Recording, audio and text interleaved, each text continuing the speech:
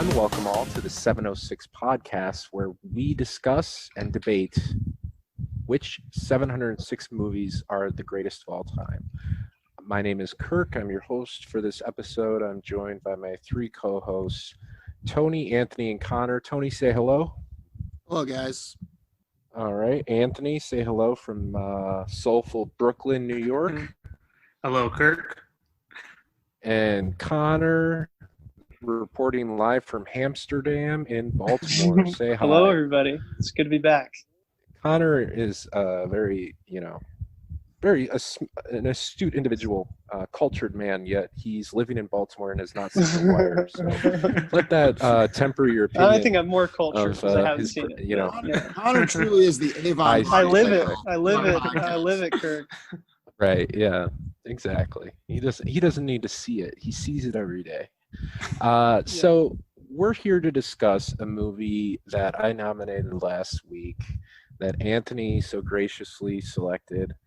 It's a movie called A Little Princess, 1995, directed by Alfonso Cuarón, starring Liesl Matthews, child actor, wouldn't know her from anything else, Eleanor Braun, and Liam Cunningham, famous, what is his name? The Potato King. The Onion Knight. The Onion Knight.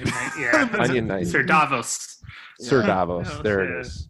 You'd recognize him immediately, but in a more formative age, he's probably late 20s, early 30s in this one. But the movie. Let me give you a quick rundown. It's based on a novel by Frances Hodgson Burnett. I'm not sure what else this individual published, but the book was published in 1905.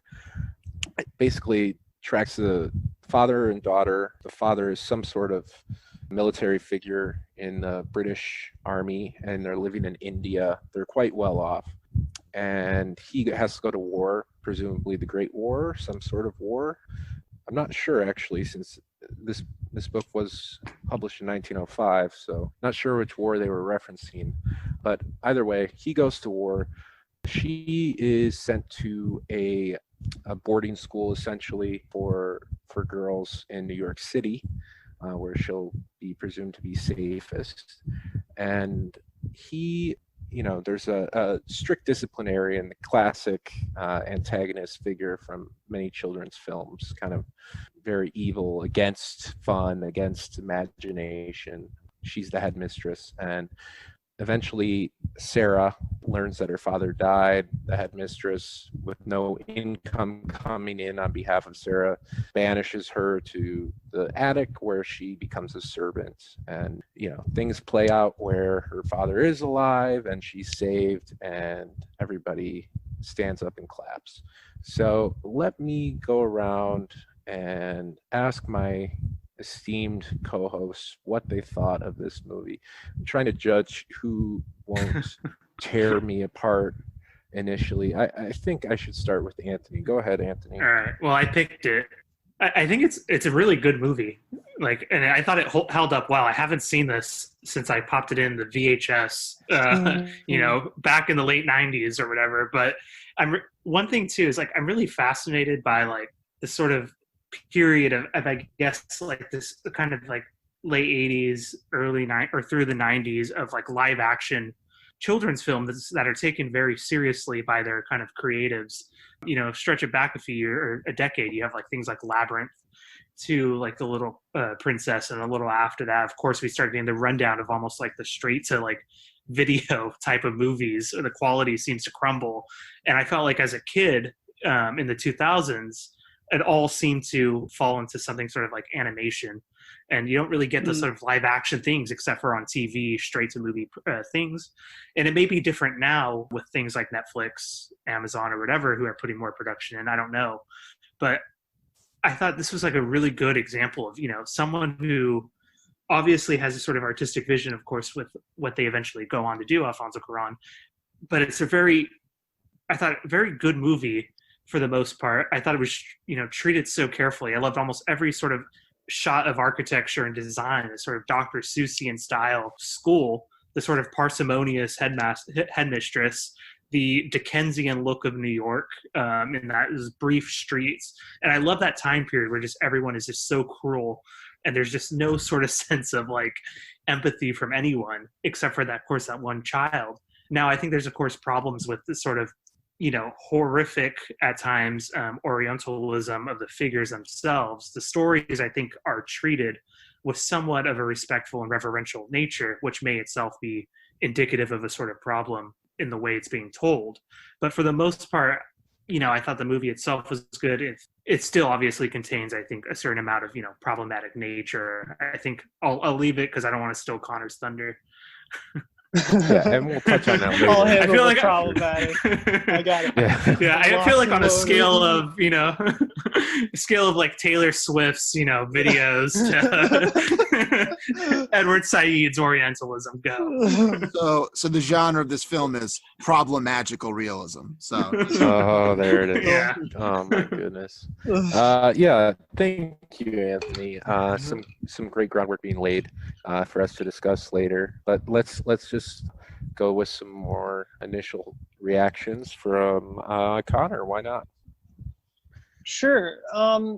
I'm amazed. I'm hearing about everyone who really loved this movie. This movie was so outside of my radar. It was completely outside of my cultural awareness. I guess I was too busy watching Muppets in Space or non-problematic films. Times. Yeah, which are much more culturally aware and responsible than this film. But I have to say, okay, so there's the scene in the movie where Sarah, who's at this orphanage or kind of seminary for girls, where she's being made to read some story, right? Some kind of classic Victorian novel about duty and something like this. And she decides to stop just reading in this sort of dead tone out of the book and kind of comes up with her own sort of more lively story, the story she wants to hear.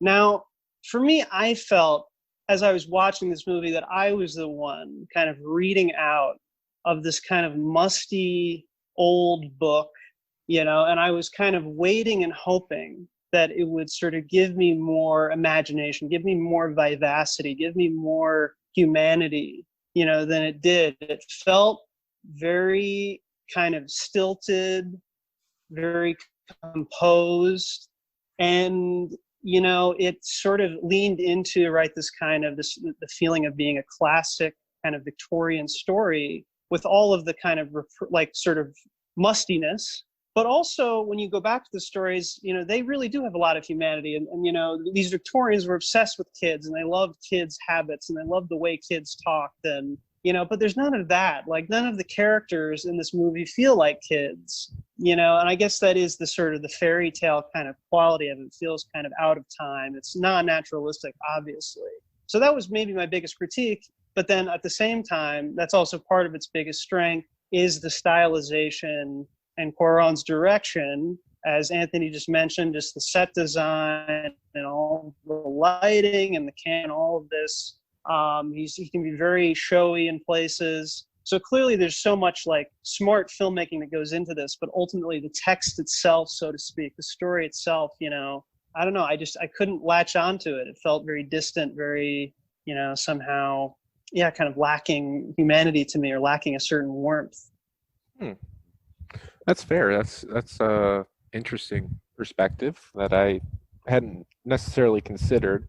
Granted, looking at it through the eyes of a 30-year-old, for me, it did show some differences to when I watched it multiple times as a kid. But I'll touch on that in a little bit. Let's go to Tony. Tony, what do you have for us? Give us the. Yeah. Give you the what? The real scoop? The HuffPo piece. The expose. Deadspin. Yeah. I'll get to the Orientalism later. Let's go back to some of Connor's comments in a second too. Okay. After Tony. I was definitely closer to Connor's reaction than Anthony's. I could appreciate some of the formal elements. I mean, mainly the look of the school and those interior shots I thought were very cool. I thought the art direction was great. I thought the costumes were great. This movie had a great look, and it showed a lot of, I think, visual imagination in the kind of storytelling, kind of framed narrative things, as well as kind of, as Anthony said, the look of New York itself. I thought that stuff showed a lot of imagination, and that's where this movie shines. I can imagine being a young child watching this movie and being really captivated by those elements. But also, like Connor said, the story itself felt pretty rote, pretty trite. And while that's not inherently bad, especially in a children's story, I was looking for something a little bit more out of it. I felt like I knew exactly where it was going to go beat for beat, like as it was starting. I mean, like just the fact, for instance, that the evil woman, who is just so evil, she's so over the top. She has no discernible, like, to me, like I understand it's a children's film, but like I wish that. Do you? Okay, go ahead. Go ahead. Just to spend my honest reaction. I mean, I'm just fucking. Go ahead. Go ahead. Away, I know. But like, I mean, to me, like, I actually like a movie with like a really evil, horrible villain. I can really get into that, but I want there to be some sense of like, why is she like this? What does she want? What are her goals? Is it greed? Is she just trying to make money? She just seems like kind of out to inflict pain for its own sake, which there are certainly people like that in the world, but it felt very not really grounded in anything, I mean, I think compare this to something like, and obviously it's very different, but something like Pan's Labyrinth, which has the similar dynamic where you have kind of the fairy tale elements and then the reality and the fantasy, where like the real life evil felt a lot more kind of grounded. And obviously this movie doesn't have to be like that violent or anything, or that go to those dark places, but I at least understood it in a way that I didn't quite in this movie. And also, this may seem nitpicky, but something that undermined a little bit of the sweetness of the story for me was a scene relatively early on. There's this girl in the school who's like a bully. I don't remember. Do you know the name of the bully girl? Lavinia. Lavinia. There you go, yeah. Lavinia. So Lavinia, it's a great bully girl name. Jerk, right? And she says some mean things, and there's like maybe 2 scenes early on where she's like mean to Sarah. Which, okay, great. We hate Lavinia. Good. We hate her. We're against her. And then there's a scene where Sarah says like, everyone can be a princess, even awful little pieces of shit like you. It's like, I thought you were nice. I thought that's why we liked it. It felt like, I feel like that hasn't been earned, and I don't know. It sort of felt odd. And then like, as far as like the, more problematic elements, like obviously I don't try to be super moralistic about these things, but I guess I failed to see the point of their inclusion. Like the fact that she's from India, and like, if that to me, like I was like, why is she from India? What does that add? You know what I mean? It just shows she's worldly, I guess. I don't know. Anyway, so there were aspects of this movie I really did enjoy. I was swept up in the emotion at certain moments, but on the whole, I didn't quite see what made this like a transcendent, like what makes this transcend like children's films, or what makes this like a lasting piece of cinema. Okay, fair enough. Yeah, let me give my just interpretation of the film. Some probably 22 years since I've seen it, and Tony gave me a lot of flack for that. But I did think I had some good instinct, because this movie does have a very solid foundation, and I'm not talking about the script. I'm talking more about the direction, the cinematography, the set design, the art design. And I know I'm gonna get shit on, but I love this soundtrack. I think it's great. Yes. So it's one of the instances for me where the sum is greater than each individual part. I really do think this movie can be accessible, perhaps not for such, I don't know, grizzled film cinemaphiles, jaded, like cosmopolitans, there were ourselves. Tony's Christopher Nolan mug as he just slowly sips. There weren't enough the Joker rape didn't scenes. show up once in this whole movie, dude. There was no sodomy, no like teenager cutting her wrists, slitting her wrists, but I look back on it. It's funny. I remember Tony says this headmistress what's her As name? mentioned. Miss Minchin is just like evil to a laughable extent, and I saw some humanity in her character. I see a woman who's trying to, in a highly patriarchal society, a woman who's trying to assert her place and her status in this society, and trying to inform these young girls of their responsibility and what they can expect when they go out into the world. And I almost sided with her more in the first half of the movie than I did with Sarah, because I thought Sarah was like a little out of line. She almost had like, it's like oppositional defiance. Like she's like, no, I don't want to do that. No, no, no, no, no, no. I don't know. It was different.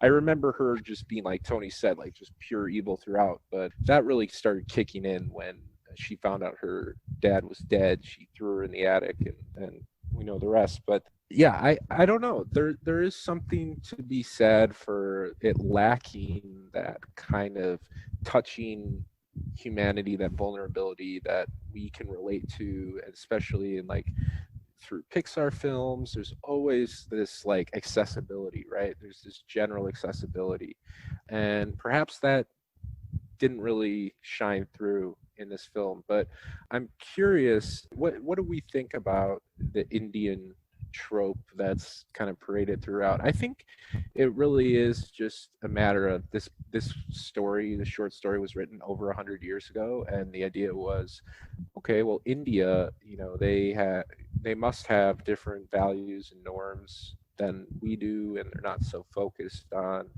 I don't know, they're more focused on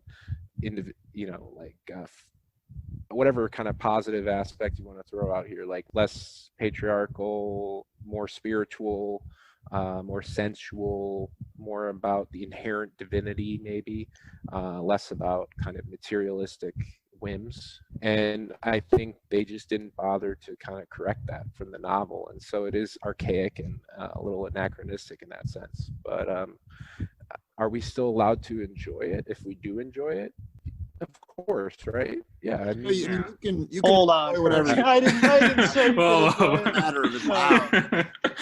No, I Go absolutely ahead, absolutely Connor. agree. No, I don't really have much to say about this. Clearly, yeah, I mean, it's exactly what you said, Kirk, that India is this kind of exotic place, right? It stands in as this exotic place, and it represents, right, the things that are outside of the confines of, sort of this kind of, and there's sort of a little bit of a theme that's not drawn out very well at the beginning. This is kind of a conformist, bourgeois institution, this girls' school.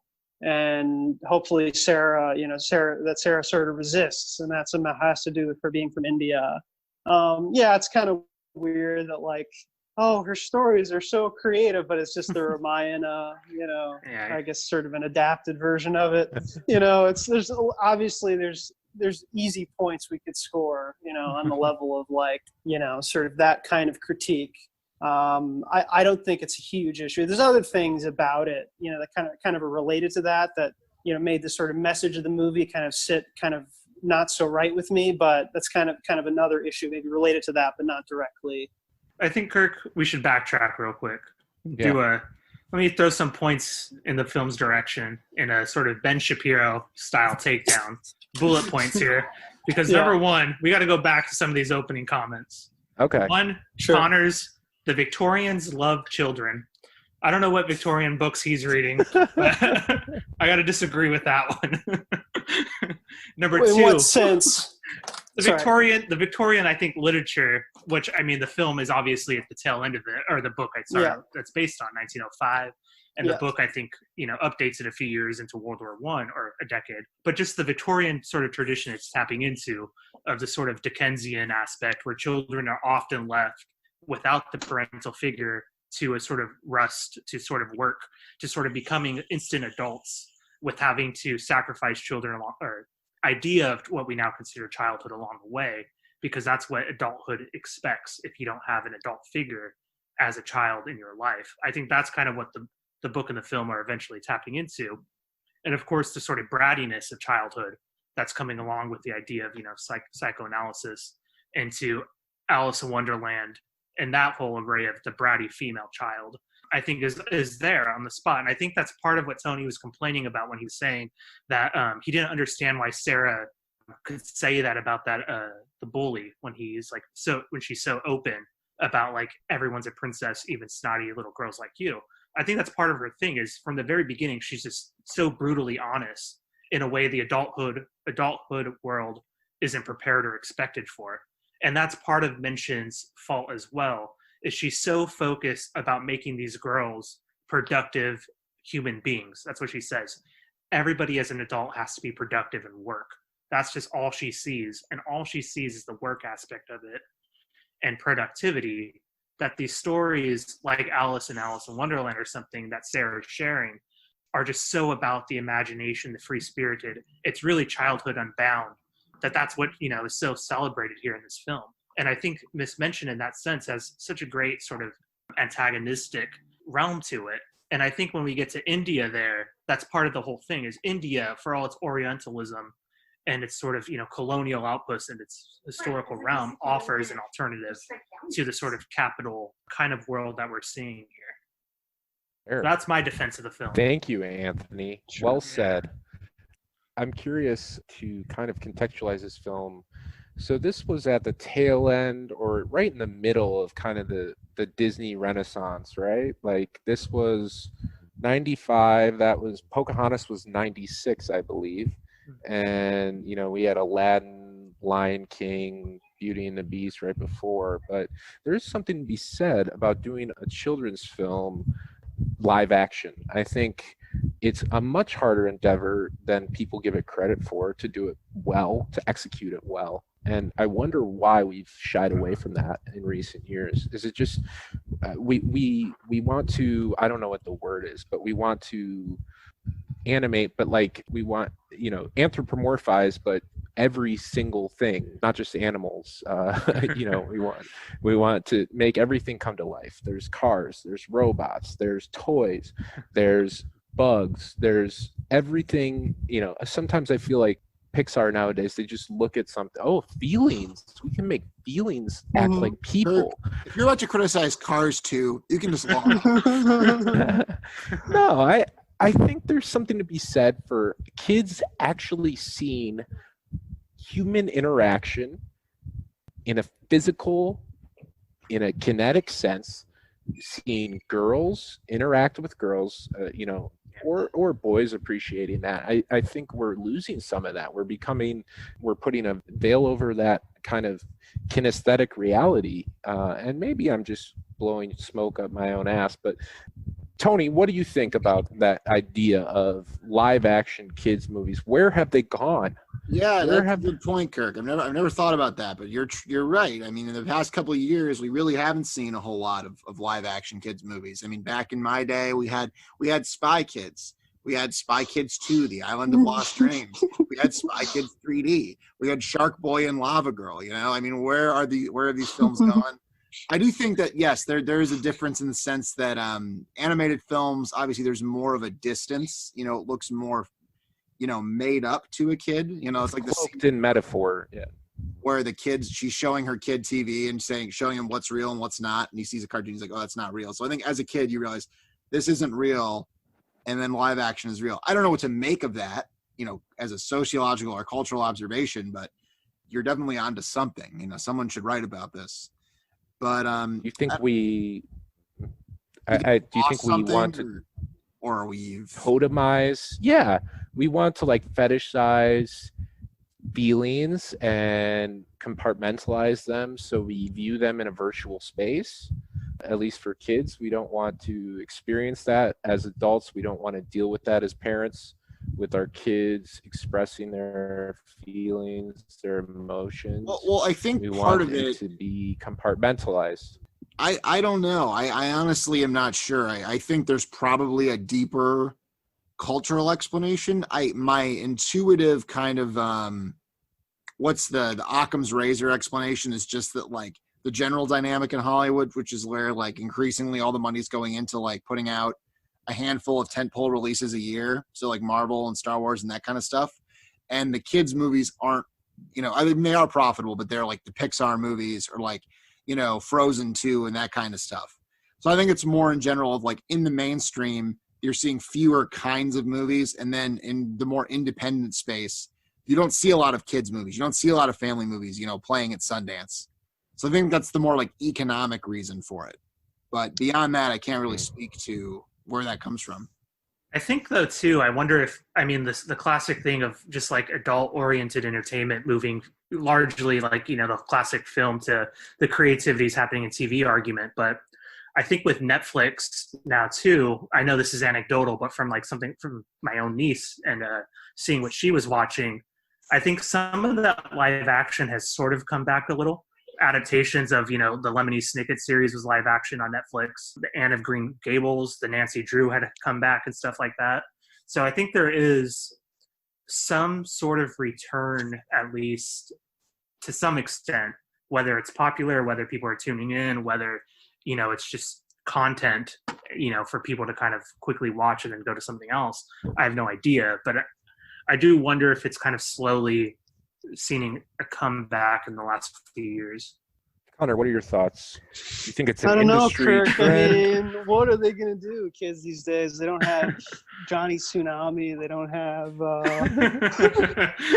Even Stevens. Xena and the sequel. I don't know how they're going to make it out. No, I mean, I don't know. I wouldn't, not to shoot down your idea, Kirk, but I'm not sure I would see that much significance between the two. I mean, I really like that kind of thing. I think that's really important in children's entertainment. I mean, those are really smart, cool ideas, I think, to give, you know, voices and personalities to objects or to things, you know, or I don't know, I think that's an important part of this kind of imagination and getting kids' minds active and you know, they're still getting human interactions, right? Because all these interactions are based on human interactions, right? Or, you know, it's sort of like goes back to, you know, Aesop's fables and whatnot. I mean, we've always done this kind of thing. I don't find it particularly problematic. You know, my point would be, you know, that it just depends on, you know, what kinds of stories you tell. It would be the kind of quality or the way that the stories are told, right? Yeah. Not that I know the answer there, but We need Mr. Rogers to. Absolutely. Yeah. Yeah. I had a question for you guys. There's something I was kind of thinking about because I don't have like a solid answer on it, but I was thinking about this when I watched it because this is something I kind of disliked how it was handled. There was there's the character, there's the black girl in the place who's like a servant, right? Yeah. And, you know, it introduces this kind of racial element to the story.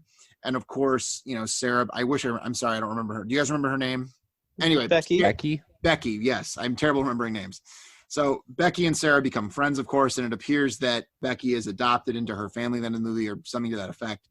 But, you know, and part of me was sort of like, oh, this feels very like Driving Miss Daisy, very, you know, cute and easy or whatever. But then I'm like, okay, this is one of those things where like, it is a kid's movie at the end of the day. And like, is it just enough? Do you guys think of it? Is there some kind of deeper messaging that I'm missing with this part of the story? Does it tie into some larger theme?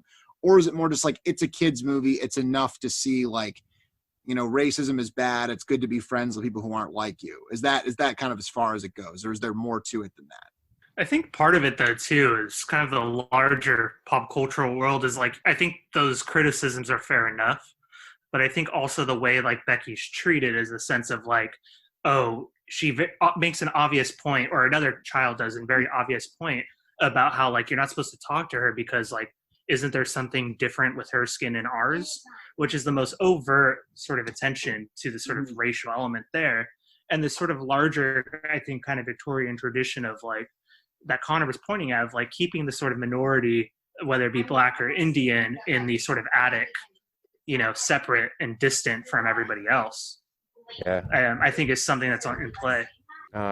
Good point, Anthony. I think for me, there is like an element of she's tokenized, right, as this kind of hapless individual, marginalized individual that is lifted up by this person, this white woman of means, right? But I think there is a little bit of a theme, like I said earlier, like this inherent dignity of all children, which kind of it does run counter to like, at least my understanding of like the idea of child development, like psychosocial development at the time, where we didn't really even consider we considered, like I said in a previous episode, like children to be like basically the worst, an amalgam of all the vices that adults have, to be like little devils. So I think that they were trying to kind of flesh that out, saying, look at this poor servant girl, she too is a princess. But as for how soundly they executed that idea, that's to be debated. Let me kind of wrap things up with a question. I want to throw it out there. How do we enjoy, as people, how do we approach movies that aren't made for us? Yeah. At least where we are in our lives, right? Like, what do you guys look for first? What are your metrics? Is it about the mechanical, right? Is it about the emotive, the affective? Do we kind of resign at certain points to realizing that we won't connect in the way we want to? Or is that a non-starter if we can't connect to a movie, either because chronologically speaking it's too old and the cultural references fall flat, or it was made for a different audience than we're a part of? I just want to hear, anybody can jump in. How do you approach a movie that right off the bat you're going to have a hard time relating to? Or is this not even a movie that applies? I don't know. No, I was thinking of myself when I watched this, and like immediately after, but I was thinking about Roger Ebert wrote a review of the Curious George movie, I think. I don't remember when it came out exactly. It was an animated Curious George movie, and I think he gave it like 3.5 stars, which is, pretty good, like pretty solid review. And I think he said, like, this is really weird for me, but like I didn't particularly enjoy Curious George. Like, it wasn't a movie for me. Like, it's not a movie that I would ever watch again or that I like that much. But I had to respect, like, this is a fantastic children's movie. Like, children would love this. It's so beautiful and colorful, and it's got these great characters and all this stuff. And to me, like, I find that a little bit odd. Like, fundamentally, I can't quite put myself in his shoes there, because it's like, how can I presume to speak for someone else? You know what I mean? Like, I didn't like it, but some dumb kid would like it. It's like, I don't know what a kid's going to like. Kids like all kinds, you know what I mean? It's like a weird, so at the end of the day, I'm still me. I always going to have that subjectivity. I think criticism is inherently subjective, and trying to do anything else is kind of a fool's errand.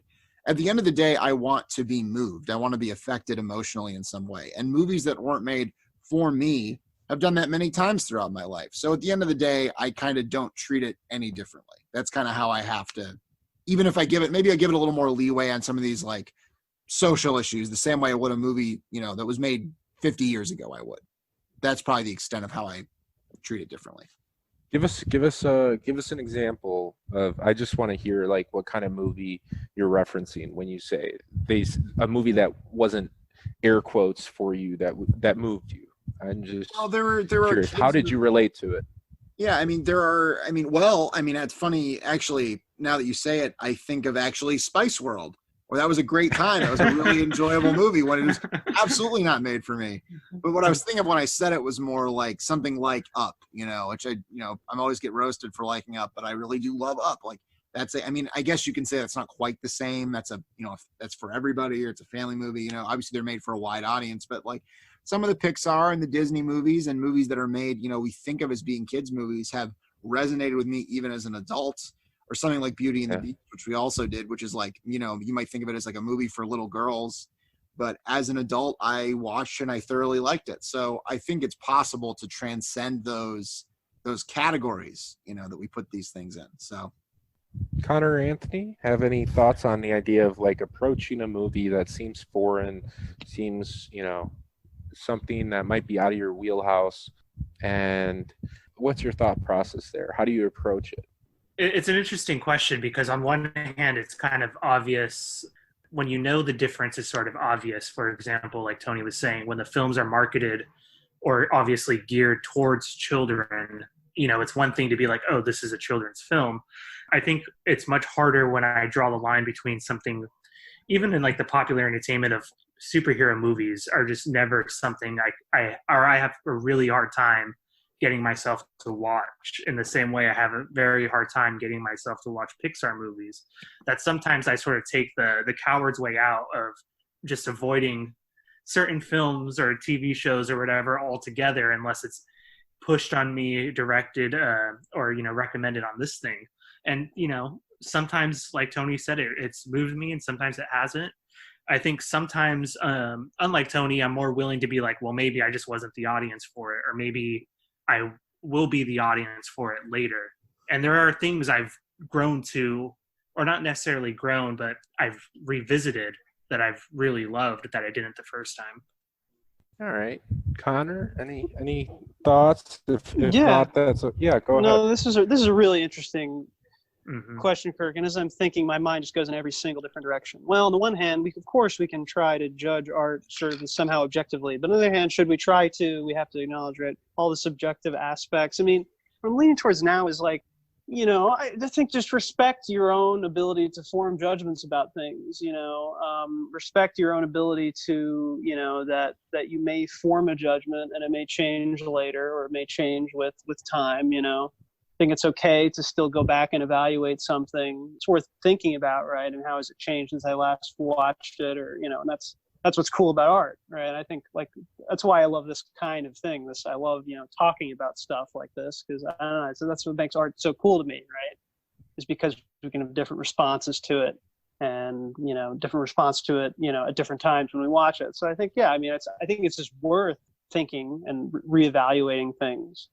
But yeah, to your question about something that we know that this isn't, for us, and maybe never will be for us, or will never be in a place where we can really evaluate it. I mean, sure, we can of course acknowledge that, but we can have our own thoughts about it. We can still form ideas. We can still kind of get more into the mind of the person who made it, right, and what their goals were and that kind of thing, and evaluate it on that basis. So yeah, I think about a movie like or a set of movies like the Fast and Furious franchise, which I just don't like just plain and simple. I don't like the actors, especially that Paul Walker guy. Like, I'm glad I haven't seen him getting any work recently, because I just don't like his acting style. So I don't know what happened, but well, I need another. Rest in peace, Paul Walker. I need another recommendation. Crap. There goes my movie pick for this week. Joyride? Was it? No, Fast and Furious. I was gonna do number 4. Yeah, no, but it's fun. Hobbs and Shaw. There you go. No, it's just I just don't like those movies, but there is something to be said of maybe like Connor said, we're all evolving, we're all changing, our tastes are changing, our perspectives are changing. Right now we're having a conversation about a movie that was made in 1995 as Kirk, Anthony, Tony, and Connor on August 6, 2020. And that conversation might look totally different in 1 year, 2 years, even 24 hours. So I think that's what the kind of the beauty, the intersubjectivity of art, as Tony mentioned earlier.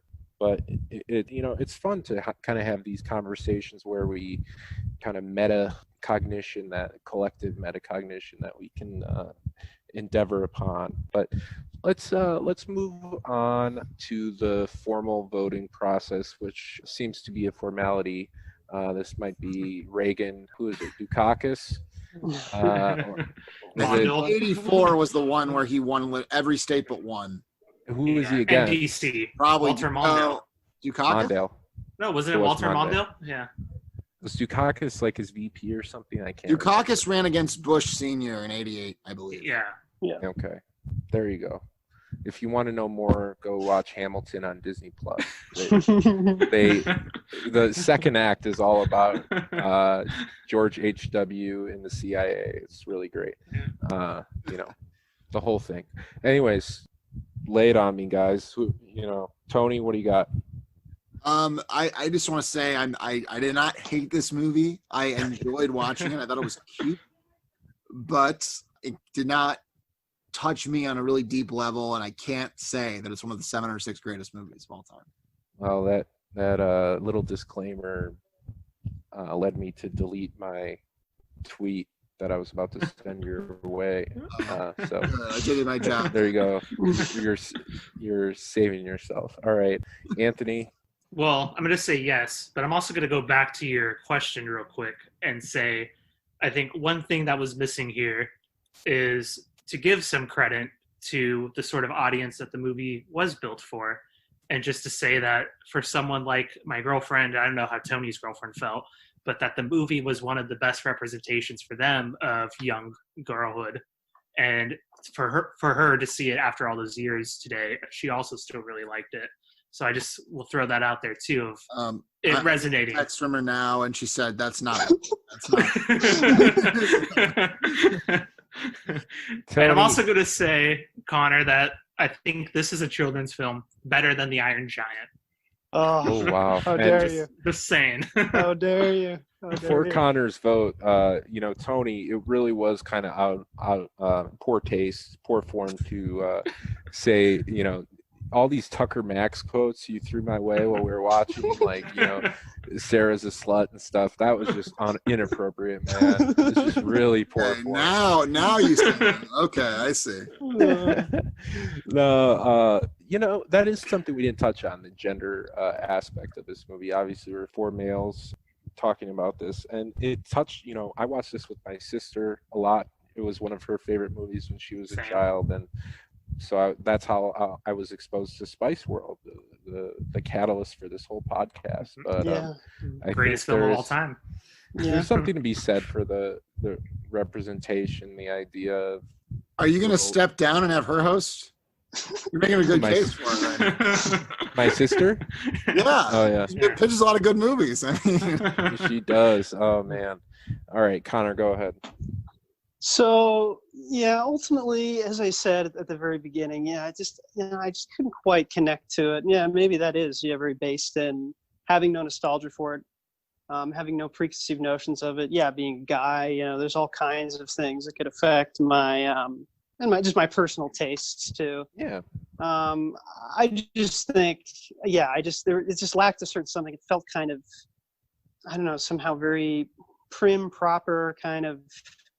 The humor didn't really land with me, when it did appear. I thought it was kind of weak, it just didn't quite get me. I would have to say no, but I'm glad you brought it, Kirk. Thank you. I appreciate that statement, Connor, and I know Anthony liked it. I hope Tony didn't totally despise the time he or ruse the time watching it. Hopefully you found some, I don't know, something to take away. No, I told you.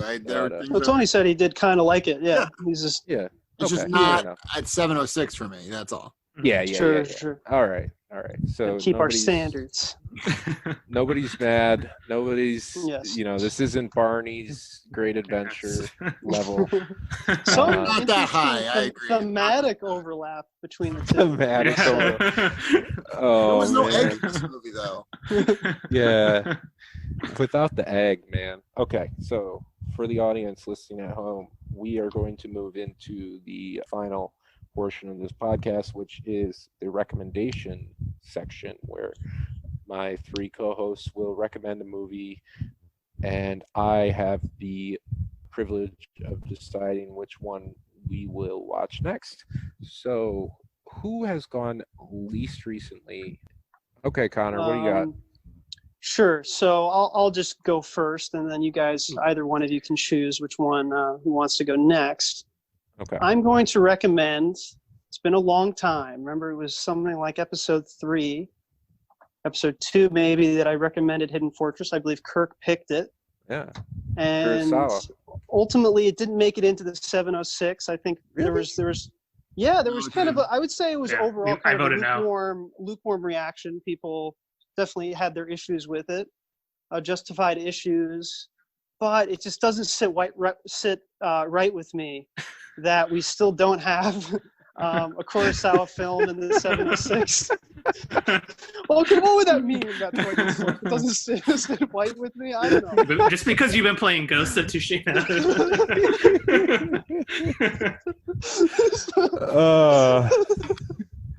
No, we're supposed to respond. Doesn't sit white with you, more like. It could be we could make it a meme that like Kurosawa is like a bro filmmaker, and that's the thing. Okay, so I guess I'm playing it as like a white guilt thing. This is Seven Samurai representation. Sorry. It's Kagemusha, 1988.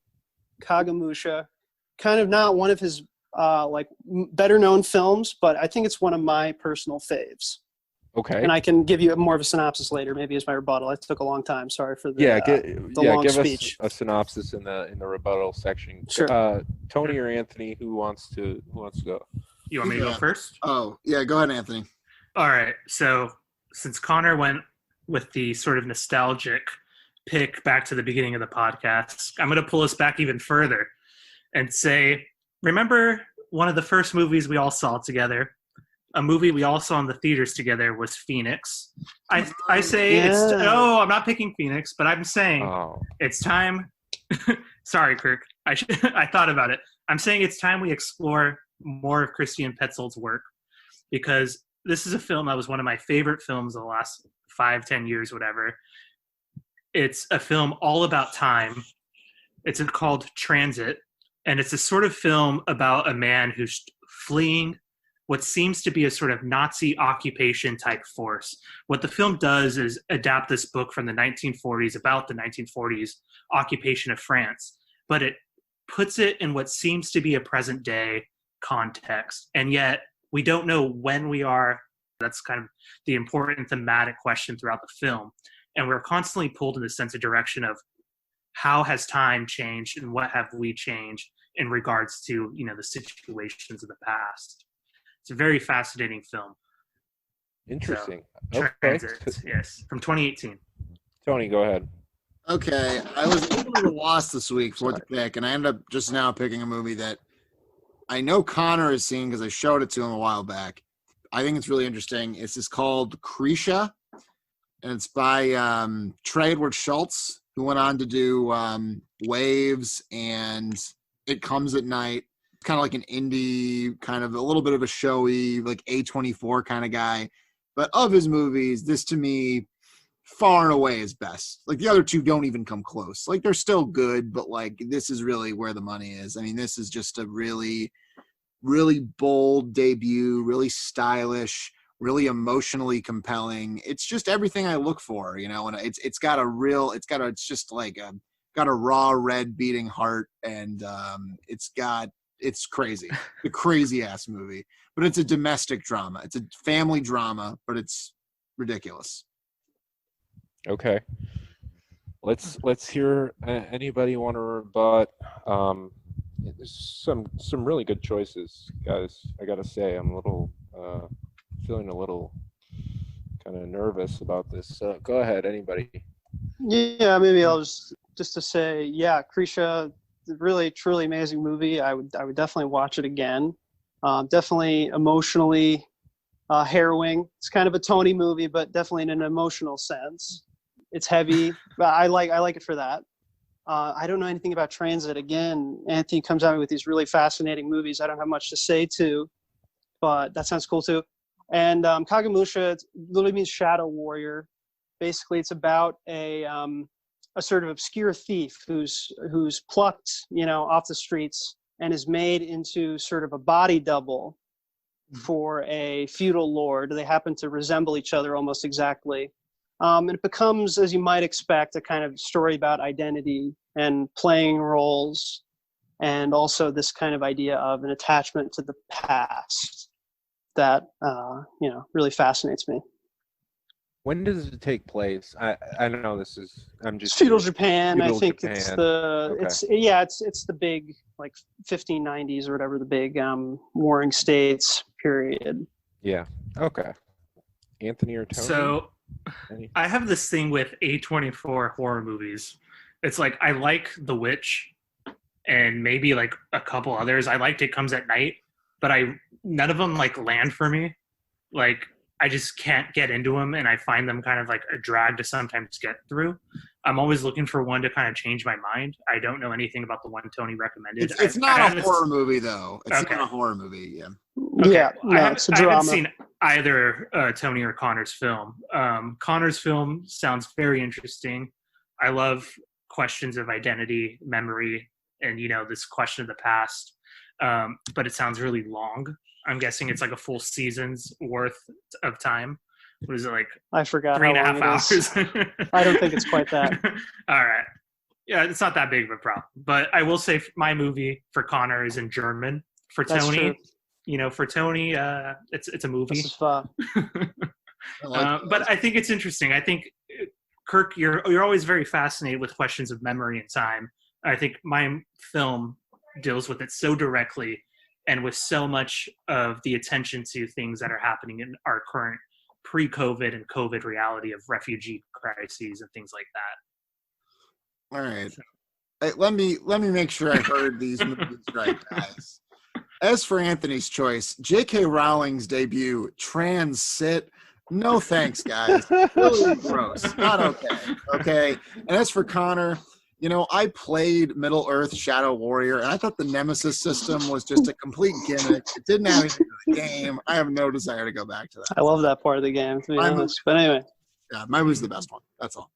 Tony, there is a series of games actually called Shadow Warrior, right? No, yes, Middle Earth Shadow Warrior. That's what I said. Like, you could have just said Shadow Warrior. The first one was great. The second one sucked, and they're coming out with a third one. But yeah. Oh, and in the interest of full disclosure, Kirk, it is 3 hours long. All right, yeah, that's fair. I didn't realize it. That's not that big of a problem. I'm just joking. Yeah. I pulled all these up on IMDb already. Read the synopsis, and I'm just going based off Metacritic. Twitter poll. Watch the trailers. Yeah. Yeah. I'm just reading random reviews. Fuckboy29 says Kagamusha. Don't tell them my screen name. Oh, sorry. Okay, I won't. Damn it. You guys did well. You done good. These are great choices. I would watch all three of these movies happily. Each one seems to have a different flavor to it that draws me in. I am currently playing Ghost of Tsushima right now, so I am interested in feudal Japan or earlier, samurai. I don't know the timeline of Japan, to be honest, but what is this, pre-imperial Japan, maybe? I'm not sure. I don't know. So there's an inherent interest there, and also I do want to see more Kurosawa. Krisha entices me because I don't really know what it's about. Like, even based on your description, it was. Do you want me to give you a little more, so you have more of an idea? I almost don't want more, but sure, go ahead. It's just about kind of a woman at Thanksgiving, kind of visiting her family. There's some tension in the family, kind of, right? We're not 100% sure what the dynamics are, but we kind of see the family dynamics play out at an awkward Thanksgiving, kind of. Okay, fair enough. Okay. The reason I might gravitate towards that is because Tony has thrown out some amazing movies over the years. For me, even personally, Snowtown Murders, just something that affected me on a visceral level. And I'm always looking for those kind of movies. And he said, he vouched for it in his description. And then Anthony, this movie is made for me, it seems. I'm very fascinated. This director, I loved Phoenix, and it seems to have certain thematic elements that draw me to them. So yeah, I don't know, guys. I'm conflicted between what I want to watch and what might be best for the podcast. But I guess we were talking about the idea of subjectivity and time and place, and I think I just have to kind of go with my gut here, and that's how this has been working thus far. So yeah, I'm gonna go with I gotta give it to you, Tony. I'm gonna go with Krisha. Really? Don't let me down. Surprised. All right, cool. That's quite an American Idol choice. Drum roll. It is a good. That's a good choice for the podcast. Yeah. Okay. Great. I was gonna go to commercial, but I was like, no, I'll just give. You were gonna pull Ryan. What's the guy who hosted American Idol? Ryan Seacrest. Ryan, you were gonna pull Ryan Seacrest. Yeah. I look at each of you individually, and then I say, "We'll be back right after these words." You say, Tony. I'm sorry, I can't. Yeah. Eliminate. So, Tony, I'm sorry to tell you, but I can't not pick your movie. You're the winner. It's Gordon Ramsay. Yeah, I don't know. Oh, well, either way, that's where we're headed, folks, and we hope you'll join us on the next edition of the 706 podcast. We sincerely appreciate your patronage and hope you'll come back and support us on Patreon. Yes, even $100 a month patrons, those are the real ones out there. That's our only thing that we offer. Tony said he was going to ship his used boxers to the 100+. He hasn't yet. So in his stead, I will. And we might boost the price, accordingly. It's a little exhausting shipping all this underwear. And we do have the cinephile bathwater. Connor lays in a hot bath, and we just scoop it right up. It's the real deal, guys. Got his DNA and everything. Yeah. Okay. I'll have what she's having. Thanks, guys. See you next week.